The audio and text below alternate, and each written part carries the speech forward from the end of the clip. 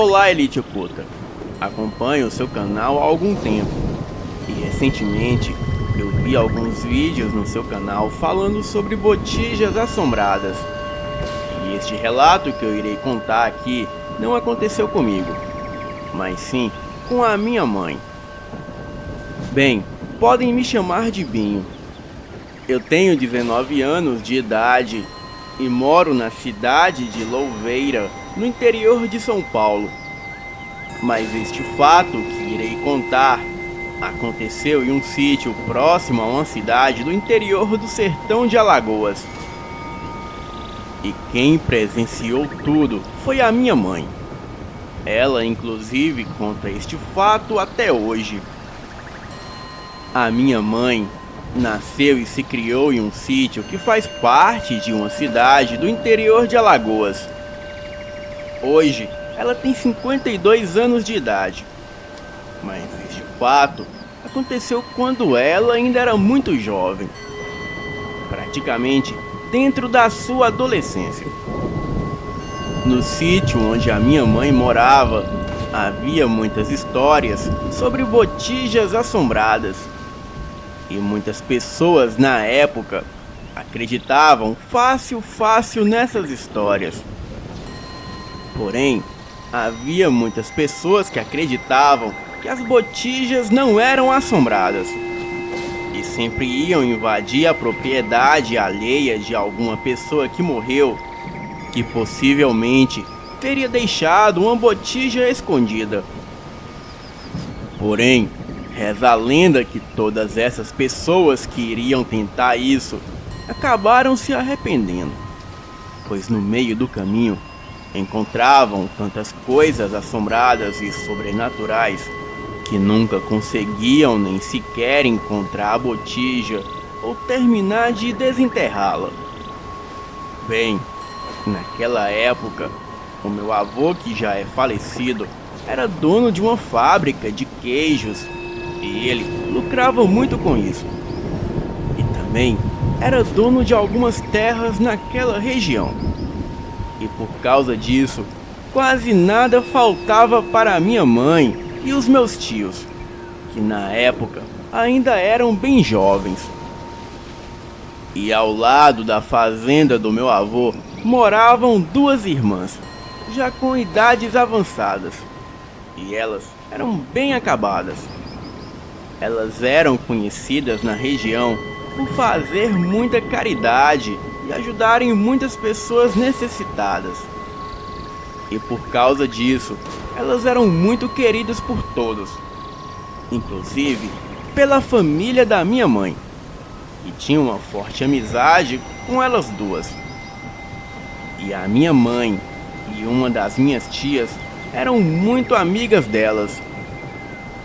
A minha mãe sempre ia na casa delas para ajudá-las a fazer alguns serviços de casa. E por esse motivo, aquelas duas senhoras gostavam muito da minha mãe e também da minha tia. Bem, os anos foram se passando e o meu avô vendeu a fábrica de queijo. E a família da minha mãe passou por alguns problemas financeiros.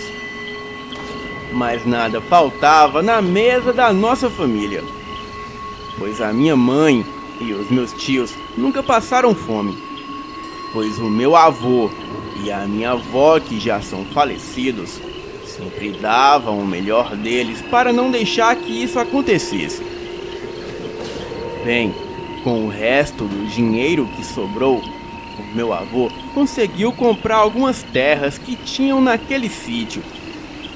E todas que ele comprou eram suficientes para o meu avô conseguir plantar milho, feijão, criar animais e outras coisas que dariam sustento da família. E também por causa disso, os meus tios mais velhos, quando se casaram, eles puderam construir as suas casas naqueles terrenos. E a vida da minha família seguiu assim. Mas depois de alguns anos, a minha avó acabou infelizmente falecendo devido a problemas de saúde que ela tinha. eram muitos problemas de saúde. E a minha mãe e os meus tios sentiram muita falta dela. E aquilo abalou toda a família. O meu avô era um homem muito rígido, pois ele não aceitava que os seus filhos fizessem nada de errado. E sempre queria que todos seguissem na linha. Pois ele era um homem que só queria o bem dos seus filhos.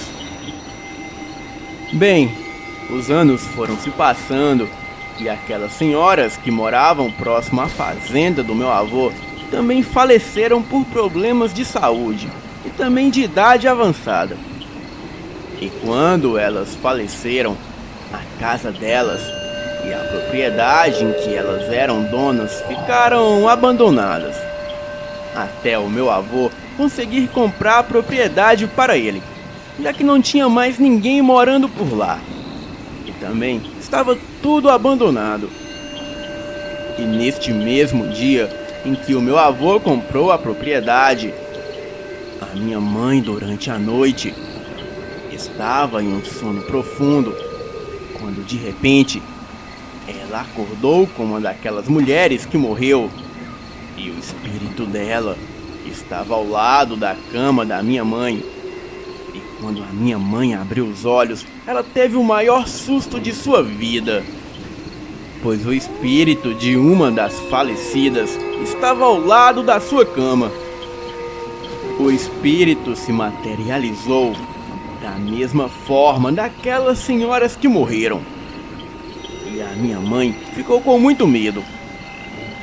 Mas foi aí que aquele espírito falou para a minha mãe que ela não precisava ter medo. Então, aquela alma pegou na mão da minha mãe e, segundo ela mesma conta, a mão daquela alma estava totalmente gelada, como se fosse uma pedra de gelo. Bem, e ela já morta dizia para minha mãe não ter medo, pois ela não lhe faria nenhum mal. Bem, e foi aí que aquela alma disse uma coisa que deixou a minha mãe espantada.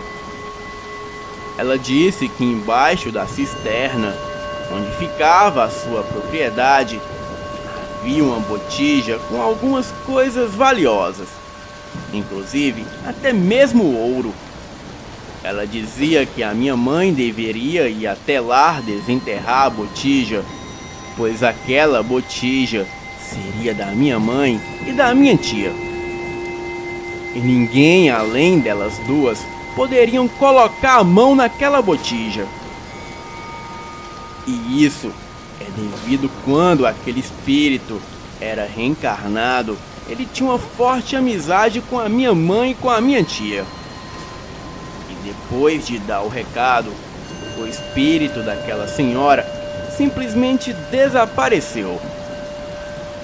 A minha mãe ficou tão assustada com isso que ela preferiu não comentar isso com ninguém. A minha mãe só mencionou o fato com a minha tia, pois o espírito ordenou que a minha tia estivesse presente para desenterrar a botija. Bem, após pensar muito no assunto, foi aí que a minha mãe lembrou das lendas e histórias que o pessoal daquela região falava sobre botijas assombradas. E nas lendas, o pessoal contava que quem invade a propriedade de uma pessoa que já morreu para desenterrar uma botija, a pessoa durante a escavação tem várias experiências sobrenaturais horríveis. E muitas das vezes a pessoa consegue ver até mesmo o próprio demônio. E também muitos acabam nem sequer saindo vivo, pois aparecem tantas coisas horríveis e assombradas que a pessoa acaba desistindo no meio da escavação. E mesmo que a pessoa vá embora daquele lugar, o espírito do falecido passa a atormentar a pessoa pelo resto da vida. Bem, E por causa disso, a minha mãe e a minha tia desistiram dessa ideia de tentar cavar essa botija e retirá-la. Até porque os outros também ficariam sabendo, já que as duas irmãs não conseguiriam desenterrar tudo sem precisar de ajuda de terceiros. Então, elas tiraram a ideia da cabeça. Bem, mesmo tendo desistido, até hoje, a minha mãe se lembra dessa história e conta tudo para nós. E eu vendo alguns relatos no seu canal de Botijas Assombrada, e com base nesses relatos que a minha mãe sempre me contou, eu posso dizer e acredito que essas histórias de botijas assombradas sejam realmente verdadeiras. E nessa história da botija assombrada que aconteceu no sítio em que a minha mãe se criou, eu acredito 100%. E também acredito que nesse mundo há muitas coisas misteriosas e muitos mistérios que nem mesmo o ser humano tem noção ou ideia de que realmente acontece. Boa noite.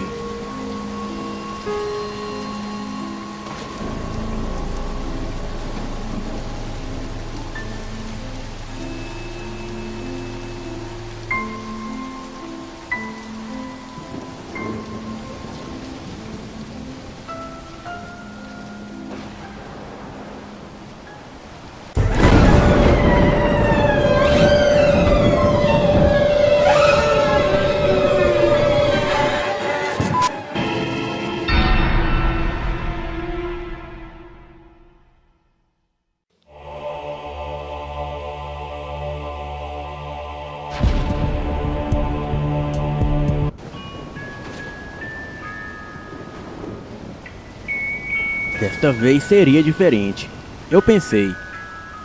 Mas lá estava eu sem dinheiro, sem trabalho e no meio do nada, morando em uma casa realmente assombrada. E isso era a última coisa no mundo que eu queria. Tudo começou quando eu decidi fazer uma nova tentativa de sair da cidade grande de uma vez por todas. Eu odeio cidades grandes, mas sempre acabava em uma para conseguir me sustentar financeiramente. Esta é uma história verdadeira sobre a casa assombrada onde eu fui morar. Bem, ela era isolada do mundo e o vizinho mais próximo ficava a mais de 5 quilômetros de distância. Era o começo do verão e eu estava ansioso para sair da grande São Paulo de novo. E finalmente, depois de ter procurado em todo lugar, eu consegui um emprego como técnico de um rádio de uma cidadezinha do interior paulista. A cidade ficava a cerca de 30 quilômetros do vale quase inabitado, onde eu esperava morar de novo. E eu fui para a estação de rádio assim que cheguei na pequena cidade. E depois de apresentações e ouvi o que era esperado de mim no serviço, eu fui para o meu vale favorito. Tudo estava um mar de rosas, pelo menos no começo. Eu tinha alguns amigos no vale de quando eu morei ali antes. Então, eu achei que poderia ficar com eles até arranjar um lugar só meu. Tudo estava um mar de rosas, pelo menos no começo. Eu tinha alguns amigos no vale de quando eu morei ali antes. Depois de 2 semanas, as coisas não estavam indo tão bem na estação de rádio. Eles haviam mudado de ideia quanto a terem um técnico de período integral por lá. No entanto, isso não acabou com as minhas esperanças de conseguir um emprego em outro lugar e conseguir ficar na região. Eu já tinha visto várias casas para alugar, mas nenhuma me agradou muito. Um dia, finalmente eu vi um velho amigo e a sua recém-casada esposa. Ele também estava procurando um lugar para ficar. e tinha algumas ideias que eu não tinha pensado. Havia uma casa que ele me descreveu que parecia ser maravilhosa. Era uma casa de fazenda velha de 2 andares, 6 quartos e completa com celeiros e estábulos. A casa estava a 15 quilômetros da cidade mais próxima, e para chegar nela havia uma estrada muito pouco usada. O aluguel na época era de R$ 75 por mês. O proprietário havia baixado o aluguel da casa em troca da reforma feita nela, segundo Beto, o meu amigo. Eu estava começando a me animar, até que a sua querida esposa acrescentou que a casa era assombrada. E como era a primeira vez que eu encontrava a esposa do Beto, eu não sabia o que pensar. Beto não era nem um pouco supersticioso. E julgando pelo que eu tinha ouvido falar sobre a mulher dele, ele também não era. Mesmo assim, eu resolvi ir ver a casa. E talvez ela não gostasse de casas antigas que precisassem de reforma. Bem, eu consegui chegar na casa no começo da tarde. Era um verão quente, e o ar fresco e as montanhas da serra ao longe deram um ar muito atraente à casa. Eu podia ver o celeiro e outras construções ao longo do terreno. E quando eu me aproximei da porta da frente, eu notei que a maioria da madeira estava podre e tinha caído durante os anos, deixando a varanda intransitável. Então, eu lembrei que o Beto me falou para entrar pela entrada de trás da casa. Eu fui para trás e entrei pela cozinha. Estava pensando como seria bom morar em uma casa de fazenda. E lá dentro, eu fui recebido pelo som de uma torneira vazando. Então fui para a pia e tentei em vão desligar a torneira. E isso só piorou as coisas. Começou a sair mais água. Então eu decidi deixar isso pra lá e continuei com a minha visita. A cozinha era gigantesca, com um teto bem alto, armários grandes e porta de vidro. E depois de ter olhado a cozinha e a fria despensa com a entrada do lado da cozinha, eu continuei para a sala de estar. A sala de estar deveria ser 2 vezes maior que a cozinha, com um teto igualmente grande. Eu estava cada vez mais empolgado, e saindo da sala, eu entrei em um corredor que levava para a parte de frente da casa. E do lado esquerdo do corredor havia um único banheiro da casa. E continuando pelo corredor, haviam 4 quartos, sendo que 3 tinham janelas que davam para a frente da casa. E 2 deles tinham portas para fora da casa que davam para a varanda. Eu ficava cada vez mais ansioso para morar naquela casa, e quanto mais eu olhava para a casa, mais eu ficava ansioso para morar nela. Tanto que eu havia até esquecido os comentários que a esposa do Beto havia feito. E depois de ter feito um tour pela parte de baixo da casa, eu subi para ver o andar de cima. A casa originalmente havia sido construída sendo 4 quartos e o banheiro, a cozinha, a sala e a parte de cima que pegava metade da casa. A escada dava para um corredor que ia de uma ponta a outra da parte de cima da casa. Na esquerda do corredor tinha um pequeno quarto, que era um depósito. E ali havia materiais de construção e alguns restos de madeira.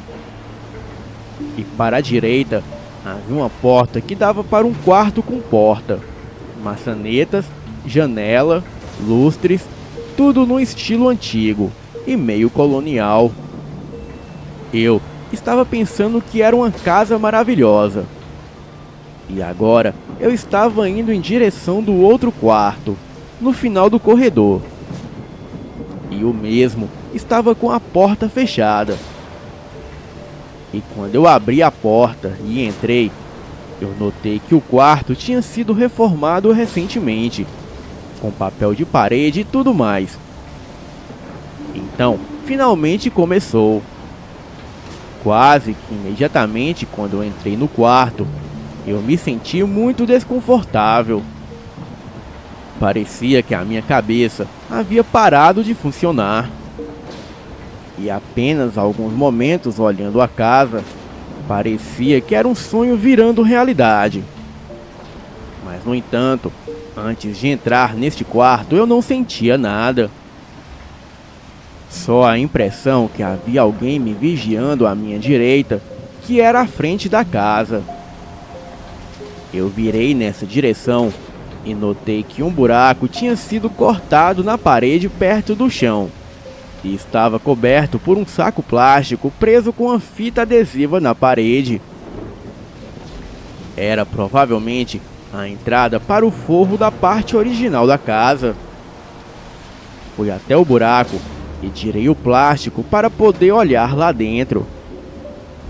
Talvez foi porque os meus olhos não estavam ajustados com a escuridão, mas eu tive a impressão de ver um par de olhos vermelhos me olhando da escuridão.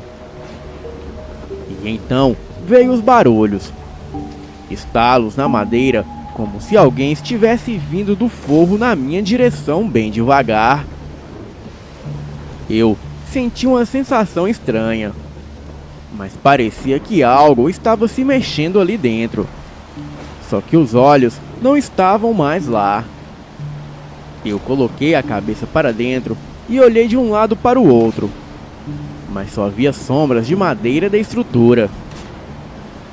Bem, eu decidi que era somente a minha imaginação. Então coloquei o plástico de volta no lugar e me virei para ir embora. Porém, eu simplesmente não conseguia me livrar da sensação de que estava sendo observado enquanto eu saía do quarto. Eu abri a porta, saí e fechei a porta atrás de mim. Enquanto descia pela escada, eu tentei esquecer aquela sensação estranha que eu senti no quarto. E novamente, eu estava encantado com o lugar. Fui para a cozinha, saí da casa e me afastei uns 30 metros dela. E então eu dei uma boa olhada em volta. E pensava como seria bom morar em um lugar como aquele. E subitamente eu senti que estava sendo observado de novo. Eu olhei na direção de onde vinha a impressão, e era bem em uma entrada de ar que tinha na lateral da casa, onde ficava o forro da parte original da casa. E eu não conseguia ignorar aquela sensação, não importa o quanto eu tentasse. E depois que eu voltei para a cidade, eu acabei esquecendo a parte esquisita da visita e só podia pensar na parte boa e de como eu tinha gostado daquele lugar. Mas eu realmente não estava muito afim de me mudar para lá sozinho. Então eu coloquei isso de lado por um tempo. E alguns dias depois eu recebi um telefonema avisando que o meu irmão e um amigo dele estavam vindo me visitar. E eu sabia que o meu irmão queria sair da cidade tanto quanto eu. E ele sempre falava de vir para o interior morar comigo. E quando ele chegou, ele me falou que o amigo dele e ele queriam ficar comigo o verão todo. Bem, finalmente essa era a minha chance de mudar para a casa que eu tinha visto. O meu irmão concordou em dividir o aluguel comigo, logo depois que eu falei sobre o lugar. Nós falamos com o dono da casa e depois levamos a minha mobília. Eu escolhi um dos quartos de baixo do lado do banheiro. E a primeira noite foi tudo tranquilo e muito calmo. E depois do terceiro dia, Depois de não ter encontrado emprego nenhum, o meu irmão e o seu amigo me falaram que estavam indo embora de volta para a capital. Então, lá estava eu, morando sozinho em uma casa gigantesca e potencialmente assombrada. Os barulhos geralmente aconteciam por volta de 11 da noite. E no começo eu só ouvia algo arranhando as paredes. E eu pensava que poderiam ser ratos. E depois de alguns dias, eu comecei a ouvir passos fortes no andar de cima. Era como se alguém estivesse arrastando algo por aquele quarto estranho no andar de cima. Eu lembro de colocar a minha orelha contra a parede para ver se o barulho vinha mesmo da casa. E realmente vinha. E como eu tinha um aparelho de som, eu simplesmente aumentava o volume o suficiente para não ouvir os passos que vinham do segundo andar. Eu geralmente ficava acordado até não poder aguentar mais de sono. E geralmente entre 1 e 2 da manhã. E isso era padrão toda noite. E depois de várias semanas vivendo assim, eu fui falar com um amigo meu que se chamava Diogo. Ele era de São Paulo e também estava querendo fugir da cidade grande. E como ele estava procurando um lugar para ficar, eu ofereci um dos meus quartos. E o Diogo aceitou na hora. Bem, ele tendo 5 quartos para escolher, ele pegou um que ficava no andar de baixo, perto da escada na parte da frente da casa. Na manhã seguinte, o Diogo me perguntou algo muito interessante. Ele perguntava o que eu estava fazendo andando para lá e para cá, no andar de cima na noite anterior. Eu falei que naquela noite eu não havia subido para o segundo piso. Ele não acreditou e falou que eu fiquei andando no quarto em cima do quarto dele. E foi aí que eu falei que em cima do quarto dele não havia nada, somente o forro. E depois de mostrar o andar de cima, eu finalmente convenci ele. Agora, ele havia chegado na mesma conclusão que eu. Que havia algo de sobrenatural naquela casa. Então, do seu jeito estranho de tentar me confortar, ele me contou uma experiência sobrenatural que ocorreu com ele. Porém, isso fica para um outro relato. Diogo ficou na minha casa assombrada por 2 semanas. Então se mandou, me deixando sozinho para ser comido pelo que quer que fosse que rastejava no segundo andar. Algum tempo depois, eu acabei esbarrando com uma amiga na cidade. Ela me perguntou como eu estava e onde eu estava morando. E quando eu falei para ela onde eu estava morando, ela simplesmente me disse que aquela casa era assombrada. E então ela me contou a história da casa. Ela falou que uma família havia se mudado para casa há algum tempo atrás. E um dos filhos do inquilino ocupou o quarto da frente do segundo andar. Ele começou a fazer sessões espíritas, brincando com tabuleiro Ouija e coisas do tipo. E também ele usava o livro negro de São Cipriano para invocar entidades. E a partir dali, muita coisa ruim começou a acontecer com a família.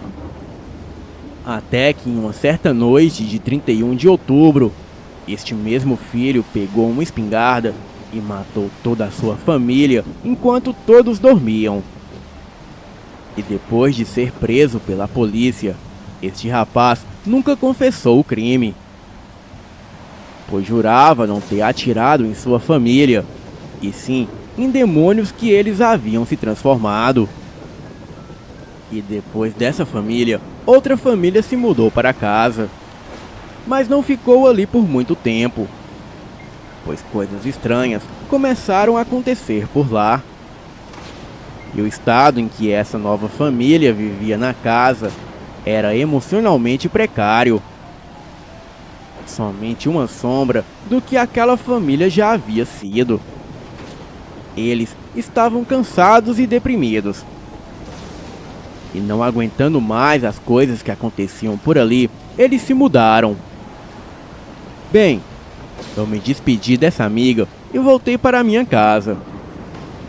E não tinha certeza se havia gostado de ter ouvido essas informações extras sobre a casa. Algumas noites depois, eu comecei a escutar gritos no andar de cima.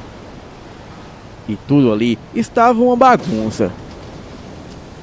E parecia que o que quer que fosse que estivesse fazendo aquela zona toda, logo ia descer as escadas.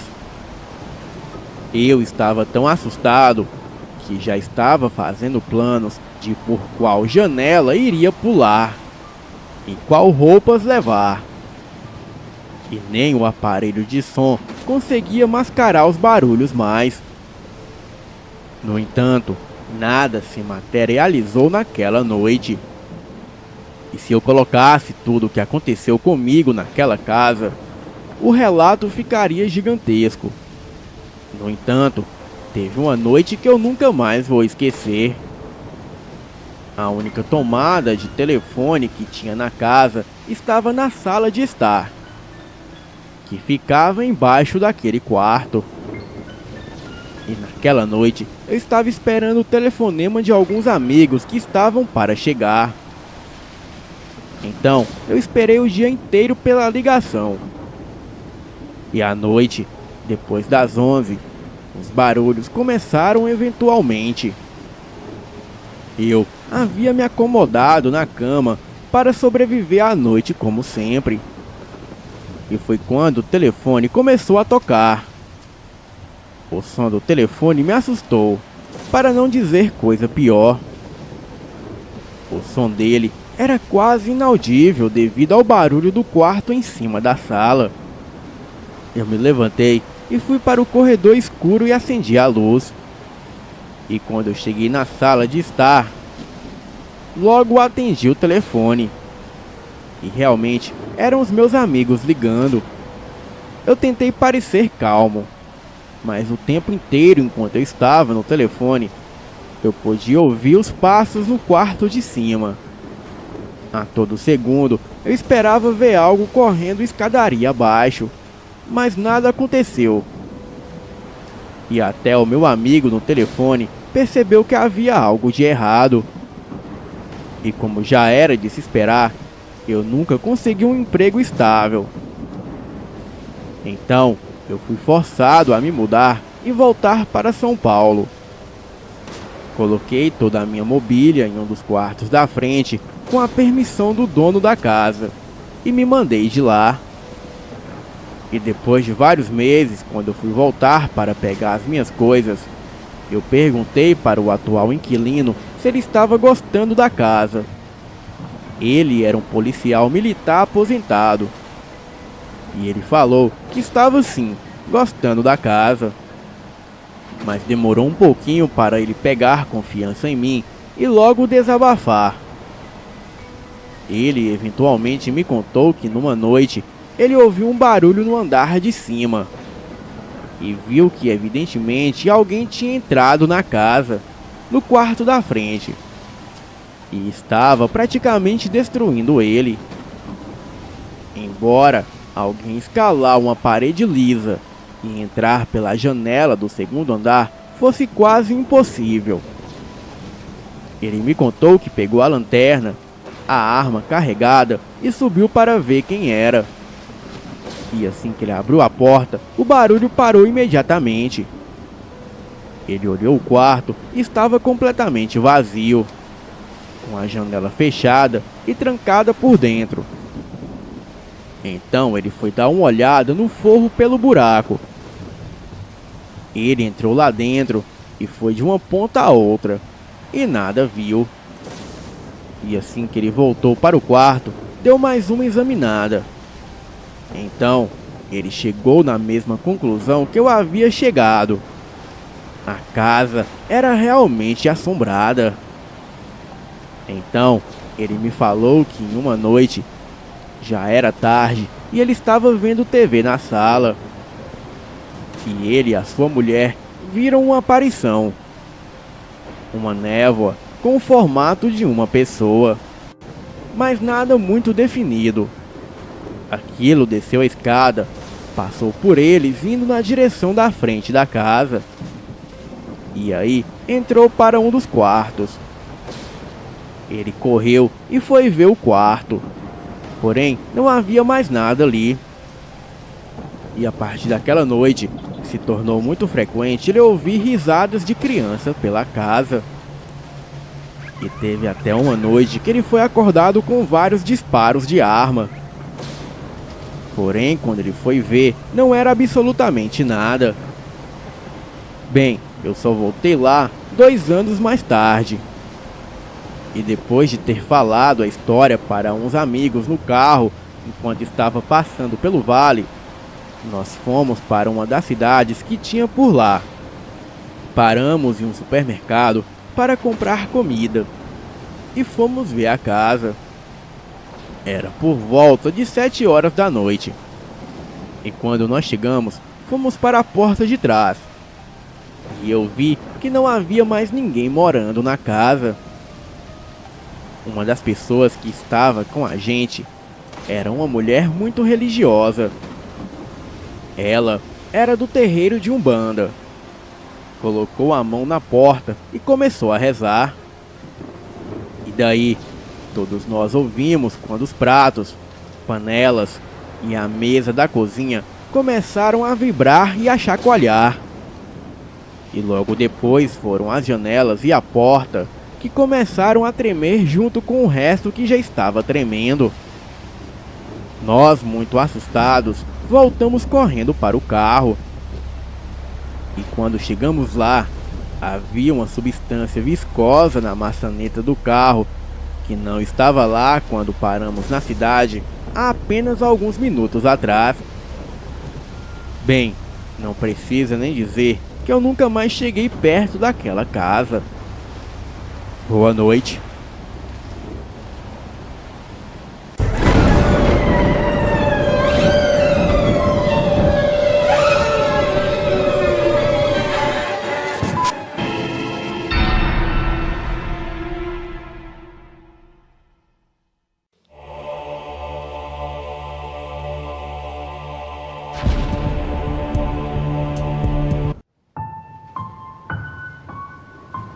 Eu tinha 7 anos na época que aconteceu este fato. Morava em Orlando, nos Estados Unidos. Hoje tenho 23 anos e moro na Noruega. Mas vamos direto ao ponto. No dia do acontecido, eu acordei normalmente como sempre.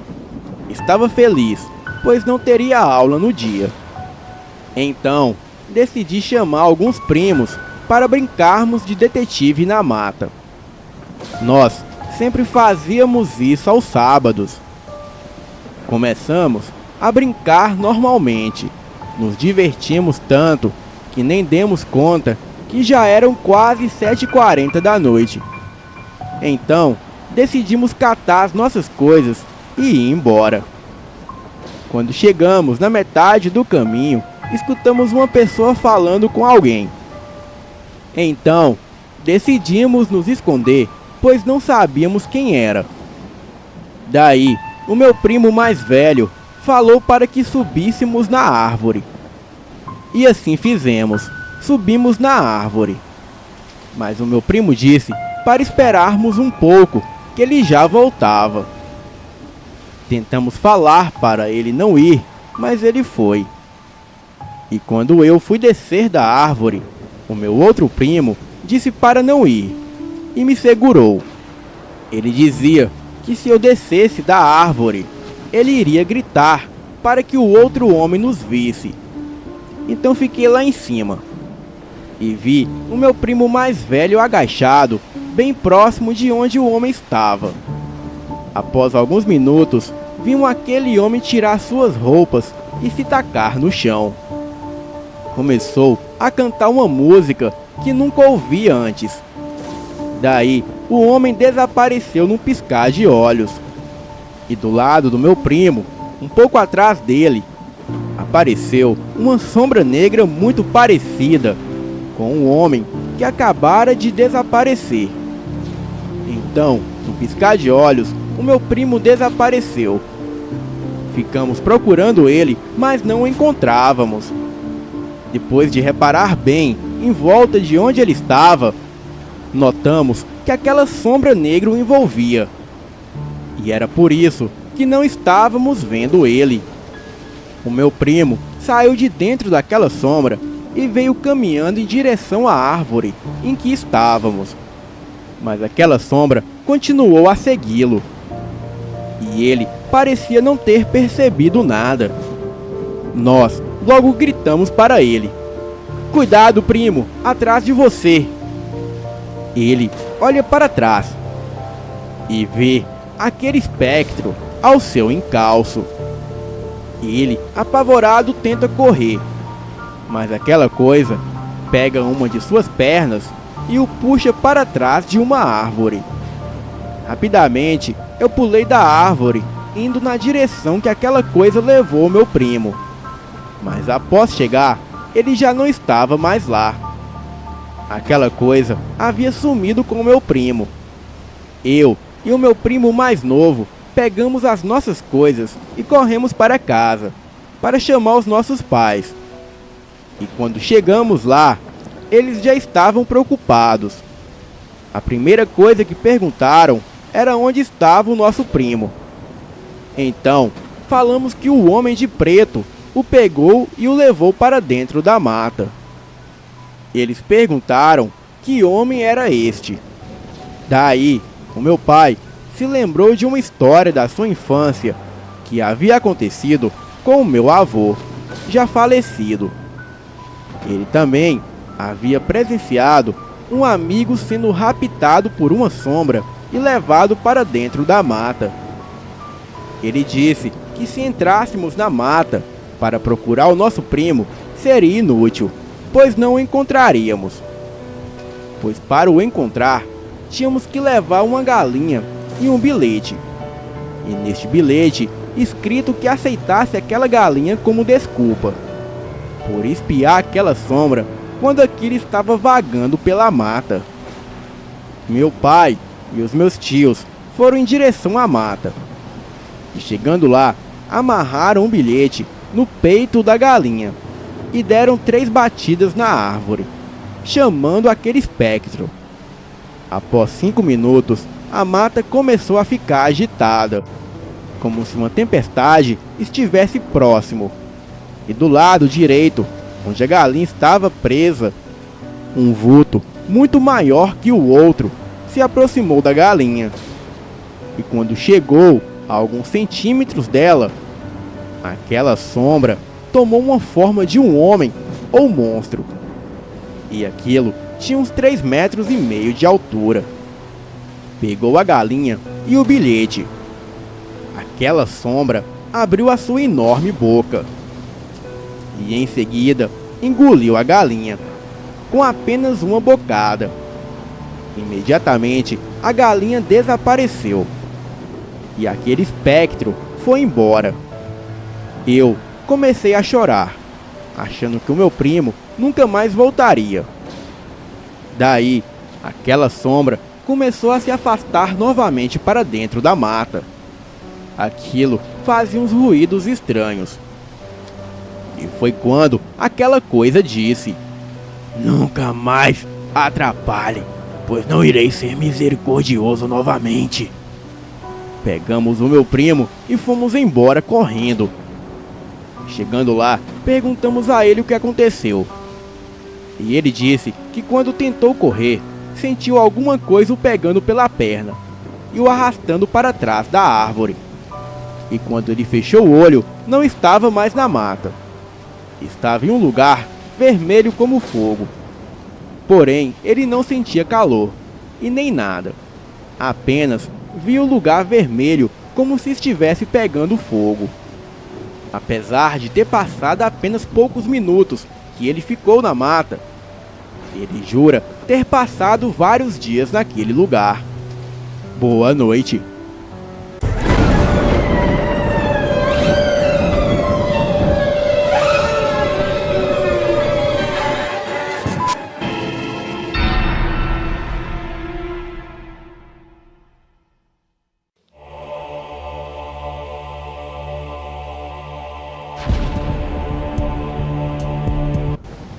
Tudo começou em uma noite que estava muito quente e escura. Era uma noite de verão com uma lua nova, e a única coisa que iluminava o céu eram as estrelas. Nós estávamos no carro, sem rumo, tentando matar o tédio. Coisa difícil quando se mora em uma pequena cidade do interior paulista. Éramos 5 no total: a minha namorada e o irmão mais novo, a prima deles e um amigo meu, e eu. Todos nós estávamos apertados dentro daquele Palio. Depois de andar um pouco pela cidade, resolvemos sair da região mais urbana e pegar as estradas que circulavam a cidade. Depois de um tempo, já estávamos em uma estrada de terra, completamente escura, sem poste ou identificação nenhuma. Eu acho que a gente nunca passou por aqui antes, a minha namorada falou. E realmente eu não me lembrava de ter estado por lá antes. E como era um lugar novo, resolvemos continuar em frente e ver aonde ia. Depois de uns 20 minutos naquela estradinha, chegamos a uma bifurcação. Uma das estradas que saía de lá estava bem mal cuidada. Parecia não passar carro por lá já fazia muito tempo. E o matagal já estava tomando a estrada de novo. A outra estrada, que saía da bifurcação, parecia ser a continuação da estrada que estávamos. E como estávamos nos sentindo aventureiros, o meu amigo sugeriu que pegássemos a estrada mais mal conservada. E foi o que fizemos. E como ela estava muito ruim, não pude ir muito rápido. A estrada passava por um terreno com uma vegetação baixa, mas a cerca de uns 20 metros à direita dela, o matagal já virava uma floresta mais densa, com árvores grandes. À esquerda, a distância entre a floresta e a estrada já era uns 10 metros. Cerca de uns 40 minutos depois, ainda estávamos passando pela estrada. Então, alguma coisa na nossa frente chamou a nossa atenção. Havia uma árvore caída no chão, bloqueando a estrada. Nós pensamos o que fazer, e depois de alguns minutos resolvemos tirar as árvores e continuar em frente. Eu e o meu amigo descemos do carro e com algum esforço conseguimos limpar o caminho. Então voltamos para o carro e continuamos a seguir a estrada. Menos de 20 minutos depois, acabamos chegando no fim da estrada. E aquela estrada ia para uma casa. Um casarão, para ser mais exato. Nós achamos estranho ter uma casa daquela ali, tão longe da cidade, quase escondida no meio do mato. E que casa! Tinha 2 andares e um monte de janelas espalhadas por toda a fachada. Contamos 8 janelas embaixo e 9 no andar de cima. A porta da entrada era imensa, com uns degraus de pedra na frente, assim como os batentes. A casa estava completamente acabada. As janelas pareciam estarem podres. Já que tínhamos tido tanto trabalho para chegar até ali, resolvemos dar uma olhada dentro da casa. Só que como não tínhamos uma lanterna, eu deixei o carro apontando para as janelas e liguei o farol alto. Apesar da aparência e da podridão, a porta era bem sólida e pesada. Estava muito bem trancada. O jeito foi tentar uma das janelas, e sem muito esforço conseguimos abrir uma, que quase desmanchou quando puxamos. O meu amigo entrou primeiro, para dar uma olhada lá dentro, ver se o chão não estava podre, e também se o teto ou as paredes não pareciam que ia cair, ou qualquer coisa assim do gênero. Depois de algum tempo, ele apareceu na janela de novo, falando que estava tudo bem. Então, o irmão mais novo da minha namorada entrou, e depois a prima da minha namorada. Depois a minha namorada e por último eu. Nós havíamos entrado em uma sala que parecia ser uma sala de jantar.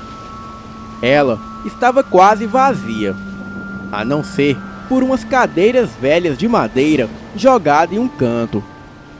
O chão também era de madeira e rangia e estalava muito enquanto andávamos. Abrimos mais 2 janelas para iluminar melhor lá dentro. Depois de dar uma boa olhada nesta sala, resolvemos dar uma olhada no resto da casa. Esta sala tinha 2 portas.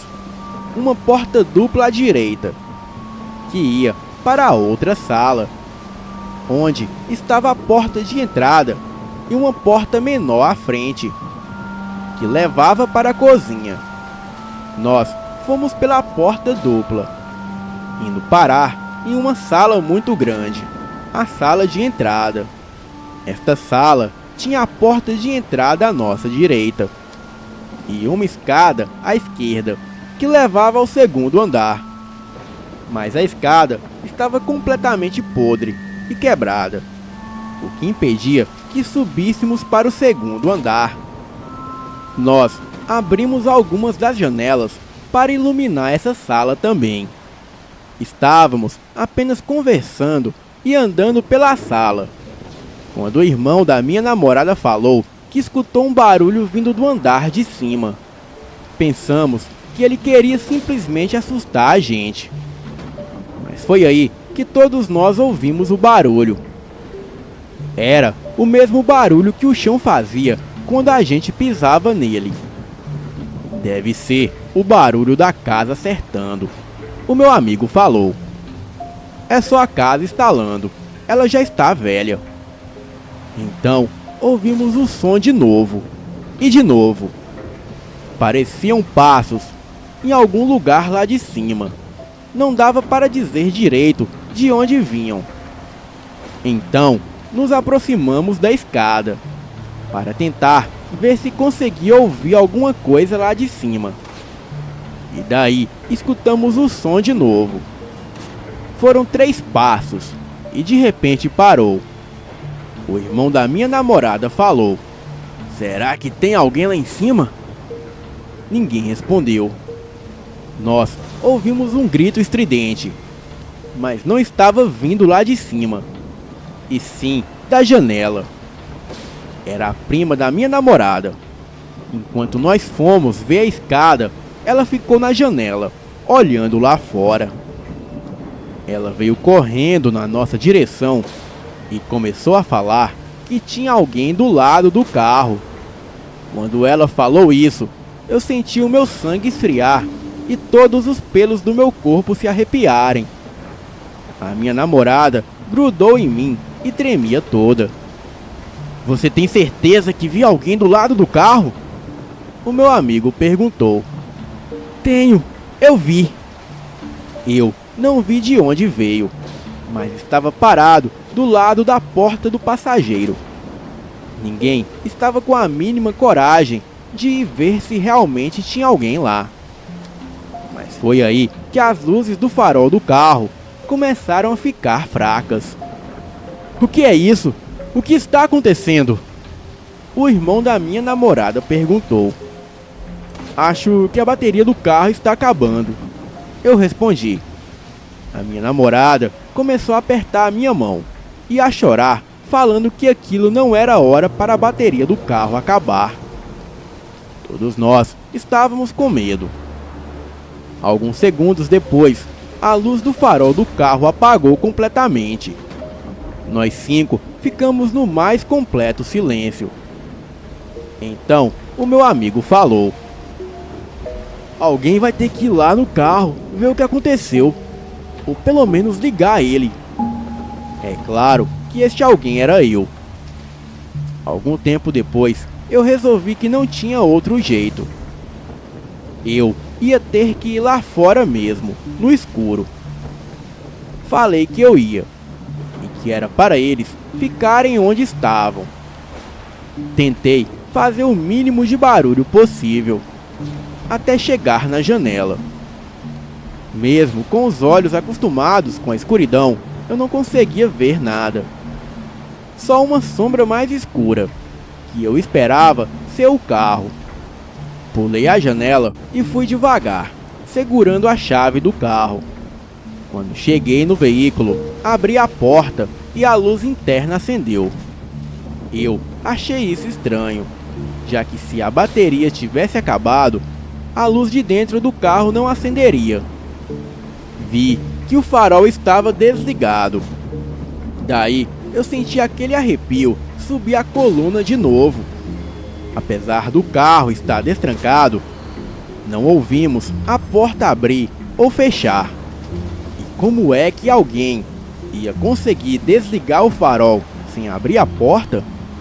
E por que ao invés do farol simplesmente apagar, ele foi ficando fraco até se apagar?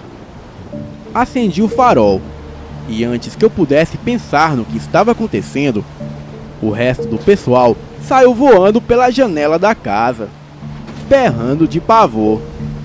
A minha namorada e o irmão dela estavam chorando.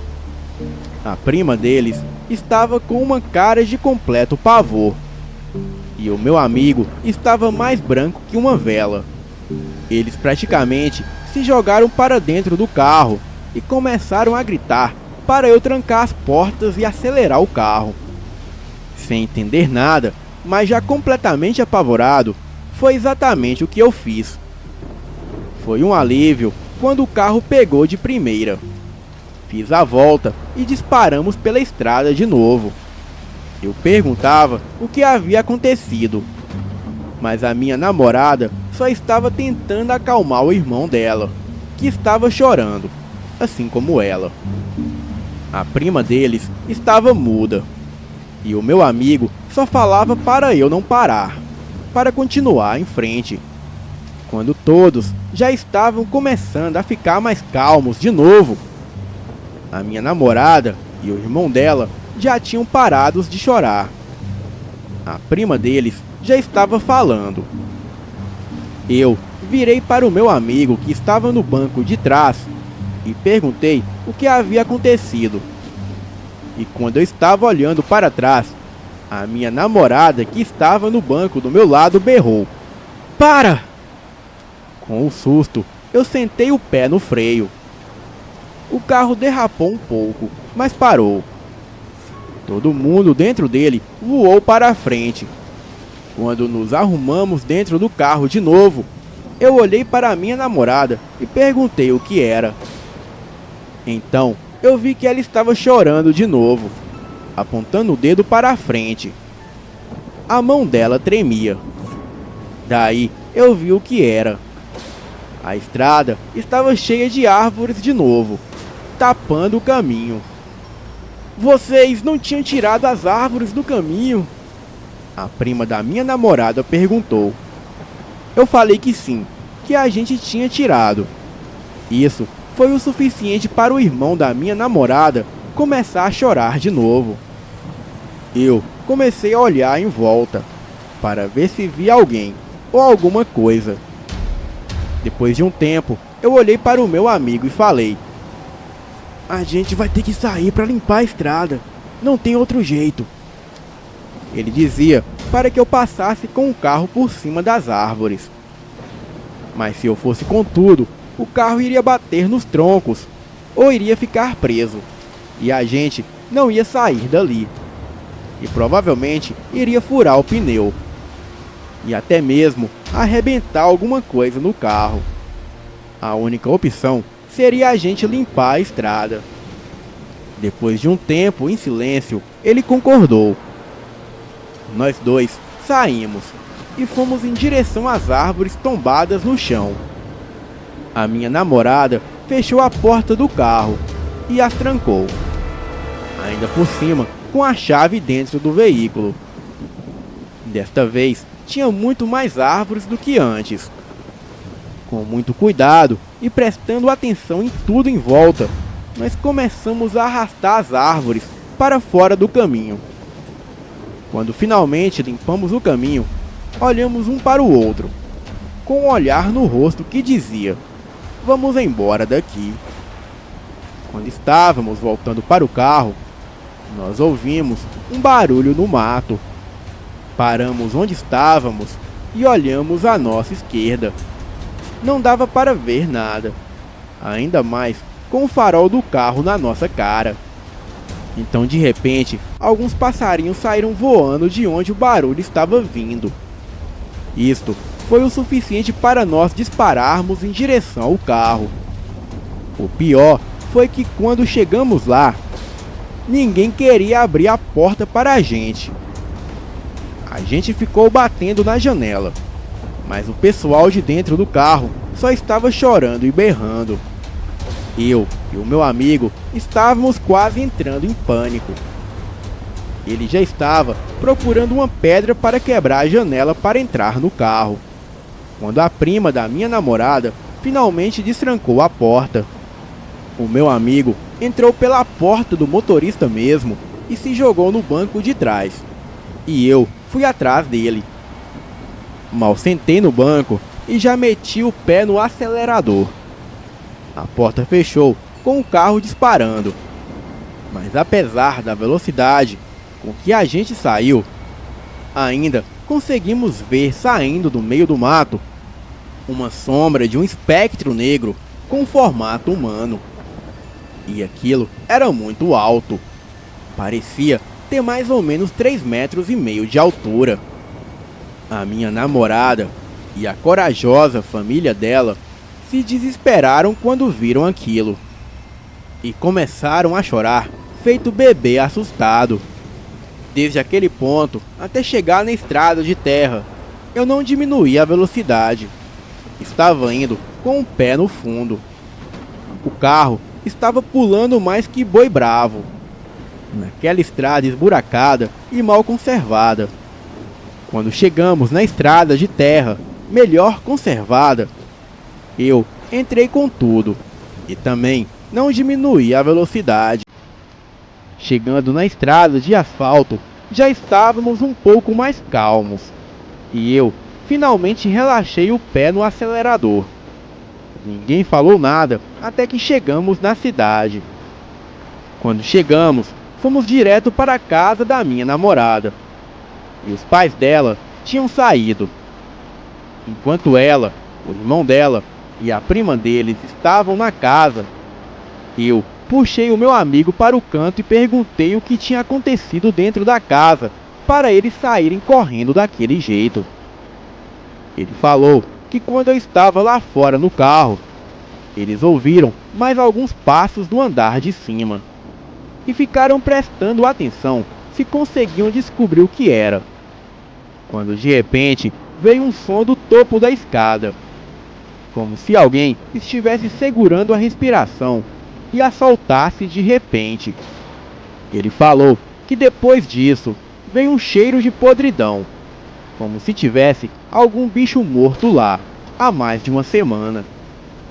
O barulho daquela respiração estranha já tinha assustado eles o suficiente para saírem correndo. Mas bem nesta hora eu liguei os faróis do carro. Então eles viram uma coisa meio sem forma que estava saindo da cozinha. Mas parece que quando eu liguei o farol do carro, a luz assustou aquele espectro, porque aquilo voltou para a cozinha na hora. E foi aí que eles entraram em pânico e saíram correndo.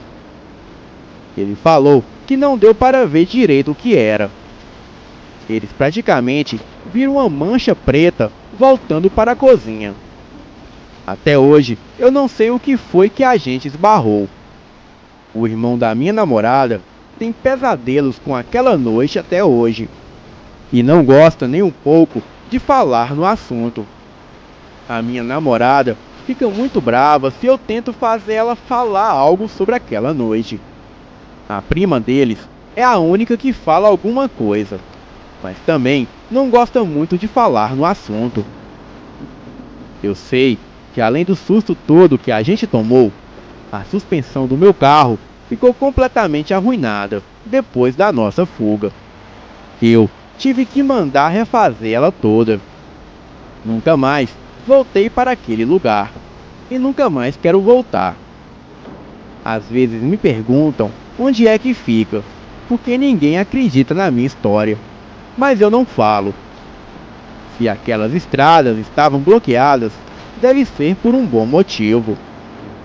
Agora vão dormir e tenham bons sonhos. Com o diabo.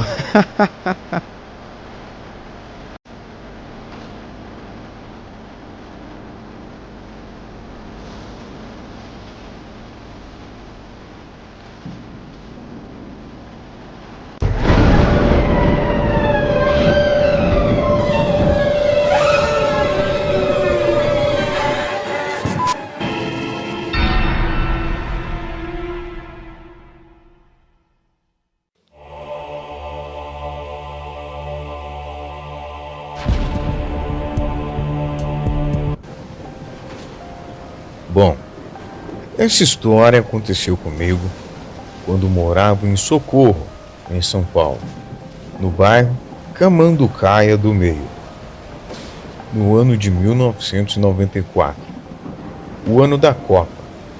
Na época tinha 15 anos de idade. Morava em um sítio por onde passava o rio Camanducaia, por isso o nome do bairro. Certo dia, à noite, em uma sexta-feira de lua cheia, fui fazer uma visita para um colega de classe, o João. Peguei uma bicicleta e uma lanterna e fui até lá. A casa dele era bem próxima a mim, mas fui bem devagar, porque estava muito escuro e usava uma das mãos para segurar a lanterna para iluminar o caminho enquanto pedalava a bicicleta. Chegando próximo à casa dele, tinha várias pessoas na esquina da casa. Estranhei a quantidade de pessoas naquele local. Todos os primos de 10 a 16 anos estavam ali esperando o namorado de uma prima dele, a Valquíria. Os pais dela tinham pedido aos familiares que ficassem ali até que o namorado de Valquíria chegasse.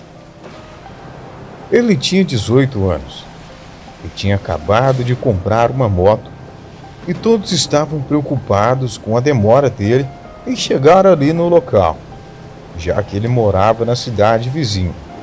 A Valquíria perguntou na roda de pessoas que estavam ali: quem tem coragem de ir até a venda telefonar? Porque não existia telefone celular e ninguém próximo tinha um telefone. O silêncio foi total. Todos os primos ficaram parados e olhando um para o outro. Pois bem, como estava tentando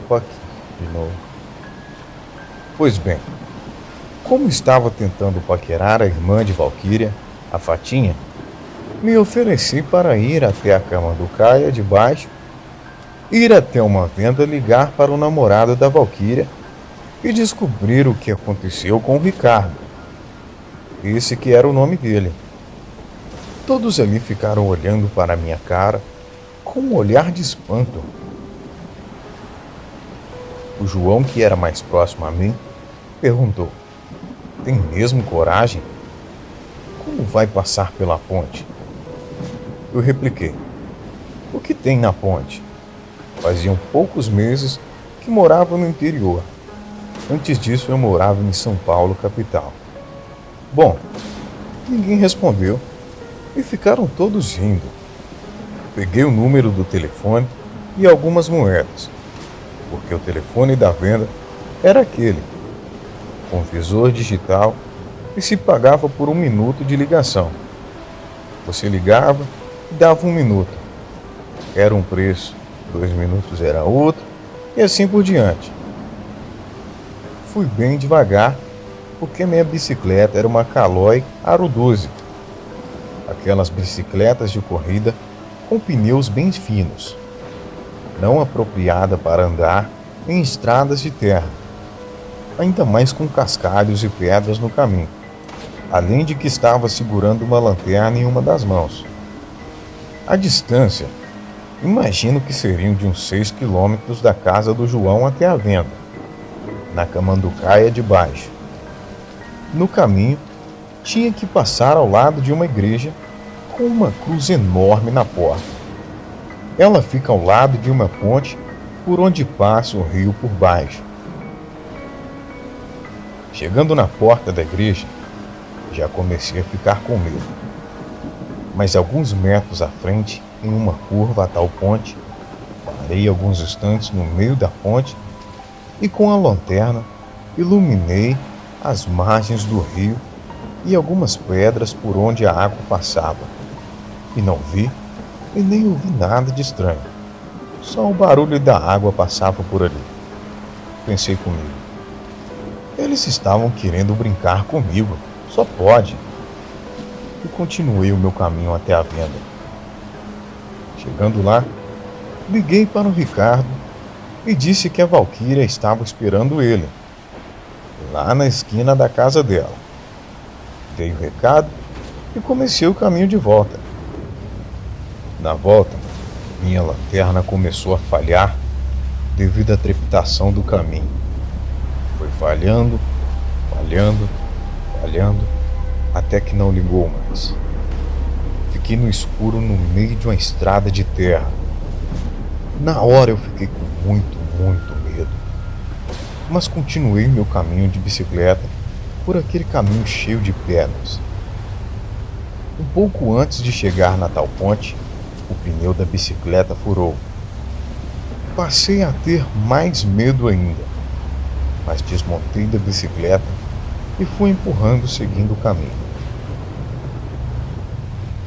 Pois bem, quando estava bem próximo à ponte, notei um brilho estranho por debaixo dela, mas continuei. Quando estava no começo da ponte, vi debaixo dela umas velas acesas. Também havia um despacho ali no meio de um círculo de velas. Era comida, bebida, cigarro e dinheiro. E havia também um crânio humano com um punhal fincado. Mas o mais assustador era uma coisa que se parecia de um cachorro bem grande, mas sem pelos no corpo, andando de quatro, como um cachorro mesmo. Reparei que a coisa tinha um focinho como de um porco e fumava um cigarro de fumo com um cheiro muito forte e deveria alcançar facilmente 2 metros de altura se ficasse em pé. A criatura andava em volta daquele despacho de um lado para o outro, como se estivesse protegendo aquilo. Nossa, na hora eu gelei todo o corpo e fiquei totalmente paralisado. Eu queria sair correndo dali, mas eu não conseguia. Fiquei alguns segundos ali, olhando a coisa embaixo da ponte. Andava de um lado para o outro, como se estivesse protegendo aquele despacho e também os potes de bairro que ali estavam.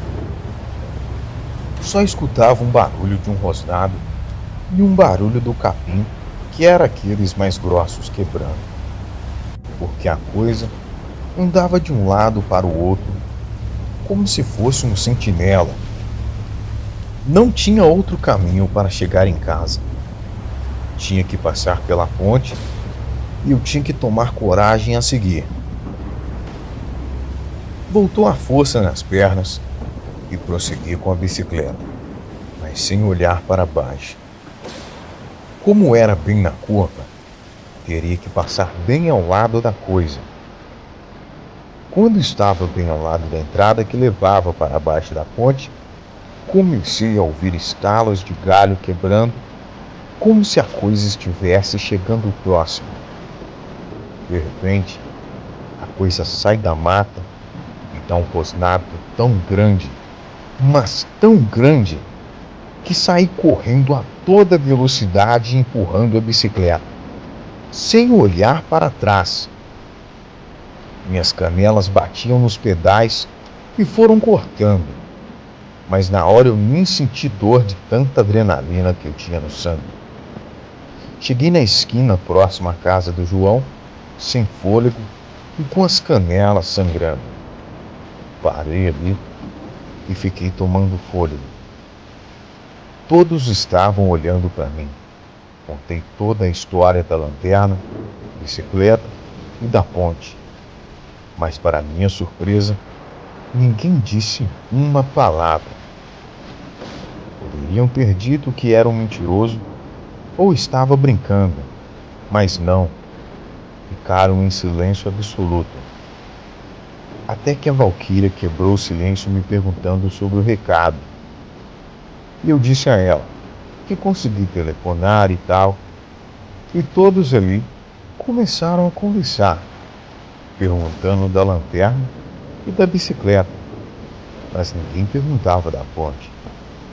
Bom, essa é a minha história. Lembrei dela após assistir aos relatos que contam no YouTube. Às vezes, conto essa história para amigos e familiares, mas eu acho que ninguém nunca acreditou em mim. Boa noite.